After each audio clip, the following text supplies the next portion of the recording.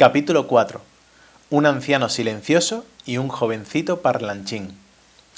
Aunque se tengan muchos amigos, siempre hay unos pocos entre ellos que nos resultan especialmente queridos y son nuestros favoritos. Y así le sucedía también a Momo. Tenía dos amigos predilectos que iban a verla todos los días y que compartían con ella todo lo que poseían. Uno era joven y el otro viejo. Y Momo no habría sabido decir a cuál de los dos quería más. El viejo se llamaba Beppo Barrendero. Seguro que en realidad tenía otro apellido, pero como era barrendero de profesión y todos le llamaban así, él también utilizaba ese nombre. Beppo Barrendero vivía cerca del anfiteatro en una cabaña que él mismo se había construido con ladrillos, chapa ondulada y cartón alquitranado. Era un hombre extraordinariamente bajito y encima caminaba siempre un poco encorvado, con lo que tan solo le sacaba a Momo unos pocos centímetros. Llevaba siempre su gran cabeza, en la que se erguía un mechón corto de cabello blanco, un poco ladeada, y en la nariz apoyadas unas pequeñas gafas.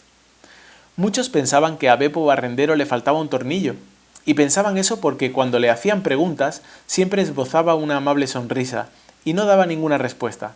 Estaba pensando.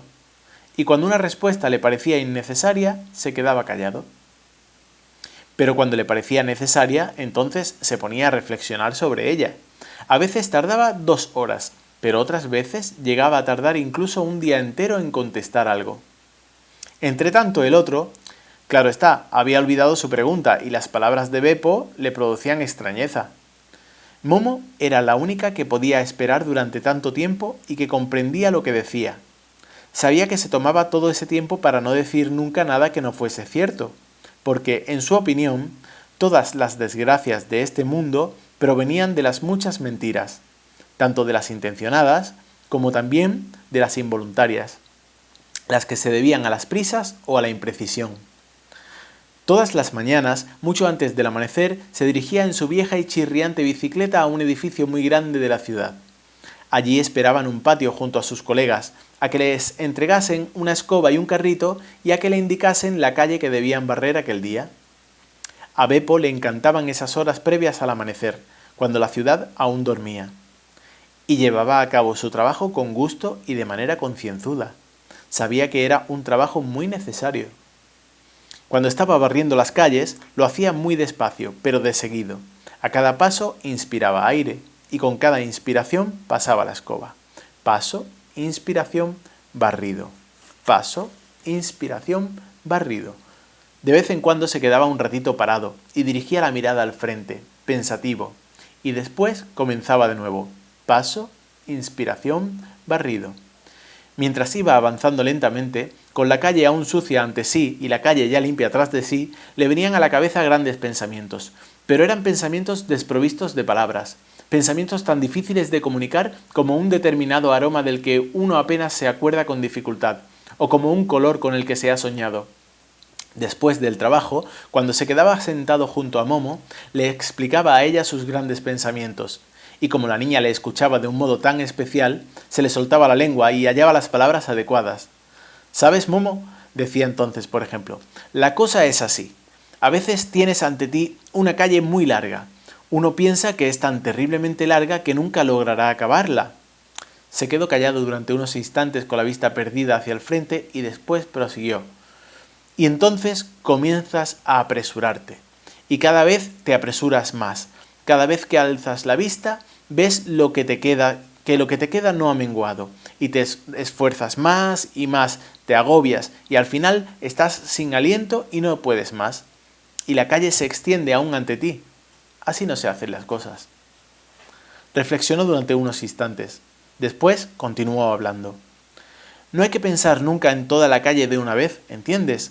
Solo hay que pensar en el siguiente paso, en la siguiente inspiración, en el siguiente barrido.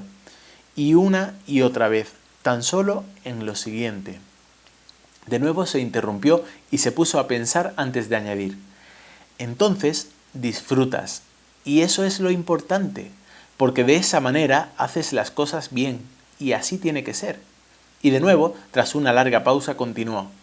«De repente, uno se da cuenta de que, paso a paso, ha barrido toda la calle. Ni siquiera sabe cómo, y además no se ha quedado sin resuello. Alzó la mirada y poniendo punto final dijo: «Eso es importante». Otro día llegó. Se sentó en silencio junto a Momo y ella se dio cuenta enseguida de que Beppo estaba pensando y quería decir algo muy especial. De improviso la miró a los ojos y comenzó a decir: «Nos he reconocido». Tardó un buen rato en volver a hablar con su voz queda. A veces sucede, a mediodía, cuando todo duerme durante el calor del mediodía. Entonces el mundo se vuelve transparente, como un río, ¿entiendes? Se puede ver el fondo. Asintió y se quedó callado durante un ratito y después añadió en voz muy baja: «Allá hay otros tiempos, allá abajo, en el fondo». De nuevo se puso a pensar para dar con las palabras adecuadas, pero pareció no encontrarlas, ya que de repente expuso en un tono muy normal: «Hoy he estado barriendo junto a la vieja muralla de la ciudad, y he visto que en la muralla hay 5 piedras de un tono diferente a las demás, ¿entiendes?». Y dibujó una gran T con el dedo en el polvo del suelo. La contempló con la cabeza ladeada y después de pronto dijo en un susurro: «Las he reconocido, esas piedras». Tras una nueva pausa, continuó entrecortadamente: «Aquellos eran otros tiempos, cuando se construyó la muralla. Allí estuvo trabajando mucha gente, pero había 2 entre ellos que colocaron aquellas piedras en la muralla. Era una señal, ¿comprendes? La he reconocido». Se restregó los ojos con la mano. Lo que quería decir parecía provocarle un gran cansancio, porque cuando prosiguió, las palabras salían de su boca con un gran esfuerzo. Tenían otro aspecto en aquel entonces. Esos 2, un aspecto muy diferente. Entonces alzó mucho la voz y concluyó casi con rabia: «Pero yo nos he reconocido, a ti y a mí, nos he reconocido, Momo». No había que tomarle mal a la gente que sonriera cuando oía a Beppo hablar de aquel modo. Algunos incluso se llevaban el dedo índice a la sien cuando se daba la vuelta. Pero Momo sentía un gran cariño por él y guardaba todas sus palabras en su corazón. El otro amigo favorito de Momo era joven, y en todos los aspectos todo lo contrario de Beppo Barrendero. Era un atractivo muchacho de mirada soñadora, y con una labia increíble. Siempre estaba contando chistes y bobadas, y tenía una risa tan fácil que a uno no le quedaba más remedio que reírse con él, tanto si quería como si no. Se llamaba Girolamo, pero se le conocía tan solo como Gigi. Como al viejo Beppo le hemos puesto nombre en virtud de su profesión, haremos lo mismo con Gigi, si bien él no tenía ninguna profesión propiamente dicha. Así pues, le llamaremos Gigi Cicerone. Pero vaya por delante que la de guía turístico o cicerone era tan solo una de las muchas profesiones que ejercía según la ocasión, y desde luego no lo era de modo oficial. El único requisito que poseía para ejercer esa actividad era su gorra de visera. Se la ponía en cuanto divisaba de tarde en tarde a un par de turistas perdidos por aquellos andurriales. Entonces se acercaba a ellos con gesto serio y se ofrecía para hacerles de guía y explicarles todo. Cuando los turistas consentían, se lanzaba a hablar y les contaba la primera fantasía que se le venía a la mente. Se liaba a relatar todo tipo de acontecimientos, nombres y años inventados, de tal manera que les ponía la cabeza como un bombo. Algunos se daban cuenta y se marchaban de allí muy enfadados, pero la mayoría se lo creía a pies juntillas. Por eso le pagaban también a pies juntillas, cuando Gigi al terminar pasaba la gorra. Las gentes de los alrededores se reían de las ocurrencias de Gigi, pero a veces también ponían cara de reprobación y comentaban que en realidad no estaba bien pedir dinero a cambio de historias que al fin y al cabo eran pura invención. «Pues eso es lo que hacen todos los poetas», replicaba entonces Gigi. ¿Y qué es acaso la gente? ¿Y es que acaso la gente no ha recibido nada a cambio de su dinero? Yo os digo que han recibido exactamente lo que andaban buscando.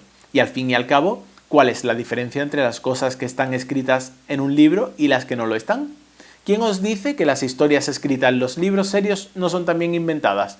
Lo único es que nadie se acuerda ya. Y en otra ocasión respondió también: «Pero bueno, ¿qué significa en realidad verdadero o no verdadero? ¿Quién va a saber lo que sucedió aquí hace 1000 o 2000 años? ¿Acaso lo sabéis vosotros?». «No», reconocieron los otros. «¿Lo veis?», exclamó Gigi Cicerone. «Así que, ¿cómo podéis asegurar que mis historias no son verdaderas? Puede que casualmente haya ocurrido justo así, y entonces no he dicho más que la pura verdad». Eso era difícil de rebatir. Sí, desde luego. En lo que se refiere a labia, nadie podía con Gigi. Por desgracia, por allí solo aparecían muy de vez en cuando turistas que quisieran visitar el anfiteatro. Así que Gigi a menudo tenía que ejercer otras profesiones.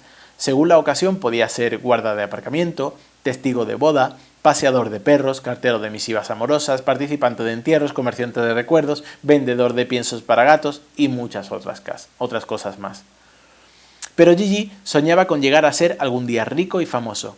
Entonces viviría en una preciosa casa de fábula, rodeada de un parque, comería en platos dorados y dormiría sobre almohadas de seda. Ya se veía a sí mismo en el esplendor de su futura gloria, bajo un sol cuyos rayos, por así decirlo, ya le calentaban desde la lejanía en su actual miseria. «¡Y lo conseguiré!», exclamaba cuando los demás se reían de sus sueños. «Algún día recordaréis mis palabras». Pero ni él mismo hubiera podido explicar cómo pensaba conseguir todo aquello, porque no tenía en gran consideración ni el esfuerzo constante ni el trabajo duro. «Eso lo hace cualquiera», le decía Momo. «Cualquiera puede hacerse rico de esa manera. Pero tú mira qué pinta tienen los que han vendido su vida y su alma por un poco de bienestar. Ni hablar. Conmigo que no cuenten. Así no. Incluso aunque a veces no tenga dinero ni para pagarme una taza de café. Gigi siempre será Gigi». En realidad, parece del todo impensable que dos personas tan diferentes y con visiones tan antagónicas del mundo y de la vida, como Gigi Cicerone y Beppo el barrendero, pudieran hacerse amigos. Y sin embargo así era. Da la casualidad de que el único que nunca reprendía a Gigi por su ligereza era el viejo Beppo. E igualmente curioso resultaba que el locuaz Gigi fuera el único que nunca se burlaba del estrafalario y viejo Beppo. Y esto quizá fuera así por el modo en que Momo los escuchaba a ambos. Ninguno de los tres sospechaba que, muy pronto, una sombra oscurecería su amistad. Y no solo su amistad, sino todo su entorno. Una sombra que crecía y crecía y que ya en aquel momento se estaba extendiendo, oscura y glacial, por toda la ciudad. Era una conquista callada e imperceptible que iba avanzando día a día y contra la que nadie se defendía, porque nadie se daba cuenta. ¿Y los conquistadores quiénes eran? Ni siquiera el viejo Beppo, que solía ver lo que los demás no veían, advirtió la presencia de los hombres grises que vagaban cada vez en mayor número por la ciudad y que parecían estar continuamente ocupados. Y sin embargo, no es que fueran invisibles, se les veía y al mismo tiempo no se les veía. Sabían pasar desapercibidos de un modo inquietante, de tal manera que uno se limitaba a pasar la vista sobre ellos sin verlos, o se le olvidaba nada más haberlos visto. Así que podían trabajar en la clandestinidad precisamente porque no se ocultaban. Y como nadie reparaba en ellos, pues tampoco nadie se preguntaba de dónde habían venido y seguían viniendo, ya que cada día eran más. Circulaban por las calles en elegantes automóviles grises, entraban en todas las casas, se sentaban en todos los restaurantes, a menudo hacían anotaciones en sus pequeñas libretas. Eran hombres vestidos de arriba a abajo con trajes de un color gris telaraña. Incluso sus rostros eran de un color ceniciento. Llevaban bombines y fumaban unos pequeños cigarros de color gris. Todos llevaban siempre consigo un maletín de color plomizo. Tampoco Gigi Cicerone se había dado cuenta de que, varias veces ya, habían estado vagando por las inmediaciones del anfiteatro algunos de esos hombres grises, mientras tomaban notas en sus pequeños cuadernillos. Tan solo Momo los observó cuando sus oscuras siluetas aparecieron en el borde superior de la ruina. Se hicieron señas y juntaron las cabezas, como si estuvieran deliberando entre ellos. No se oía nada, pero Momo notó de repente un frío como nunca antes había sentido. Ni siquiera se le pasó cuando se arrebujó en su amplia chaqueta, ya que no era un frío normal. Después, los hombres grises se marcharon de allí, y desde entonces no habían vuelto a aparecer.